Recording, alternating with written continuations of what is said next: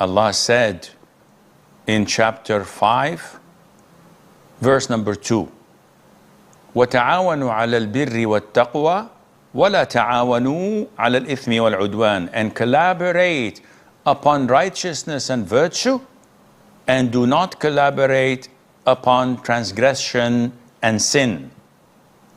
So if you know for certain that an individual is going to use this internet solely and only to watch and listen to haram, you have to block them from it and not pay for it, or at least not give them access to it. But if you know that they're going to use it for school, they're going to use it for work, they're going to use it for halal things, and there is a possibility, like everyone else, that they may use it for haram, then there is no sin on you, because it's like selling a knife. People can cut bread and meat with it, others can kill people with it. So does this mean I can't sell knives? No, I can.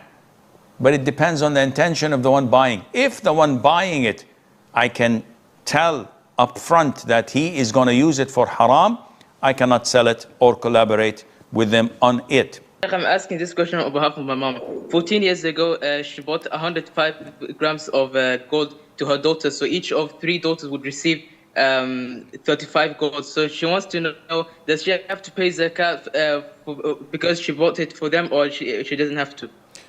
When your mom bought this gold, if this gold exceeded the nisab, the threshold, which is 85 grams of pure gold, we have to look.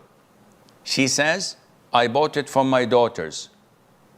If you look at the reality, if the daughters throughout these 15 years ever told their mom, give me my share, she would not give it to them. Because most likely she bought it so that when they get married, she can give them some tolas or some gold for them to take to their husband's house, as it's the culture in some countries. So in reality, the owner of the gold is your mom, not her daughters, because they have no possession of it, they have no access or control over it. Therefore, yes, your mom has to give zakat over it if it exceeded the threshold of 85 grams. You may say, oh, it's 75 grams. We say, your mom has other jewelry, has other gold of her own. They have to be combined and she has to pay zakat. Yeah, so basically once I went to basically a place to see some friends, and basically I was inside like a big building. So when I tried to pray Maghrib, first of all, I joined in some congregation, and then after we finished, I realized that afterwards that I prayed that I prayed on the wrong qibla. Then I tried, my level best to find the qibla. Then I found a direction, and some people showed me with their qibla device. But then I realized the second time that I was praying on the wrong qibla due to maybe it wasn't working properly.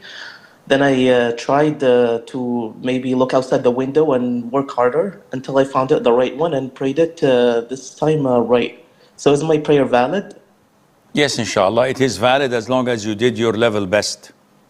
Where I give exams, and the girls give exam one day before the boys. And for the questions, they have different sets such as set A, set B, set C and set D. And they also have an app of their own in which we can give our problems for them to solve. So in one of the exams, the night before the exam, I went to the app to ask some questions regarding the subject. And I was seeing others' questions, and there I found that some girls who had already given the exam asked some questions regarding that question and sent the photo of the questions of the exam. So I thought that it would be permissible for me to see that and solve them, because I actually didn't ask anyone to send them to me, and I was also not sure that it would be the question that I would get in the exam.